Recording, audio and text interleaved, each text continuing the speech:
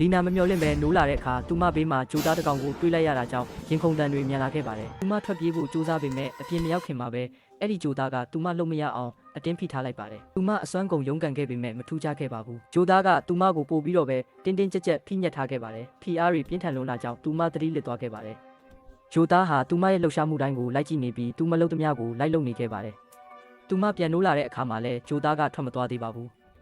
ဒါပေမဲ့အခုတော့ဒီဂျိုသားကသူမကိုအတုလိုက်ခိုးနေမှန်လီနာနားလဲသွားခဲ့ပါပြီ။ဒါကြောင့်သူမကအခွင့်အရေးကိုအသုံးချလိုက်ပါတယ်။သူမရဲ့ကြောပိုးအိတ်စီကိုဖြည်းဖြည်းချင်းတိုးသွားပြီးငုံလိုက်ကအိတ်ထဲကနေအဖြူရောင် phosphorus ဘုံ white phosphorus ဘုံတစ်လုံးကိုထုတ်လိုက်ပါတယ်။ပြီးနောက်အဲ့ဒီဘုံကိုဂျိုသားရဲ့လက်ထဲကိုဖြည်းဖြည်းချင်းထည့်ပေးလိုက်ပါတယ်။ဒါပေမဲ့သူမကဂျိုသားရဲ့လက်ကိုထိလိုက်တဲ့ခဏမှာပဲဂျိုသားဟာတဖြည်းဖြည်းချင်းပြောင်းလဲလာပြီးသူမရဲ့ရုပ်သွင်းကိုယူလိုက်ပါတယ်။